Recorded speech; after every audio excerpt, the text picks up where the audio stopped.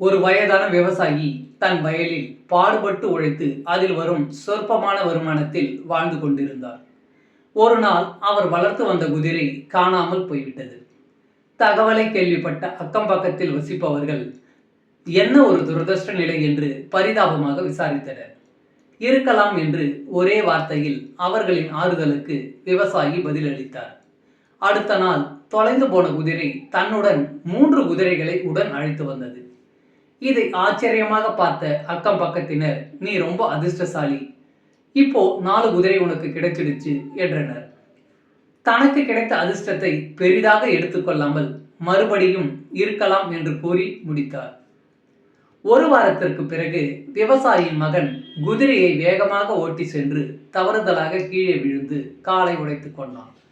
என்னப்பா உனக்கு ஒரு நல்லது நடந்தா அடுத்து கெட்டது நடக்கிறதே, உன் பையன் எழுந்து நடக்க 6 மாசத்துக்கு மேல் ஆகும் போல, ரொம்ப கஷ்டமான நிலைமை என்று கூறி ஆதங்கப்பட்டனர். விவசாயி பெரிதாக வருந்தாமல் இருக்கலாம் என்று அதே பதிலை கூறினார். ஒரு வாரத்தில் நாட்டில் போர் வந்துவிட்டது. வீட்டில் இருக்கும் எல்லா இளைஞர்களுக்கும் கட்டாயம் போரில் கலந்து கொள்ள வேண்டும் என்று கட்டளை பிறப்பிக்கப்பட்டது.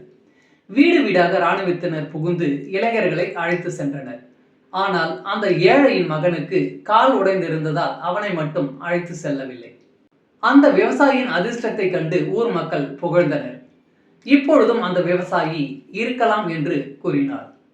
அவர் ஏன் எல்லா சூழ்நிலைகளிலும் ஒரே மாதிரியான சமமான மனநிலையில் இருந்தார்? காரணம் உண்டு. அந்த விவசாயி வாழ்வின் இயல்புகளை புரிந்து கொண்டவர். நாட்களில் நல்ல நாள் கெட்ட நாள் என்று எதுவும் இல்லை.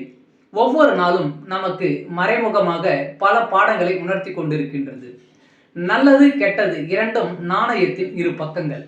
கஷ்டமான சூழ்நிலைகளில் அது நிரந்தரம் அல்ல, நாளை என்று ஒன்று இருப்பதை மறக்க வேண்டாம். நன்றி. வாழ்க வளமுடன்.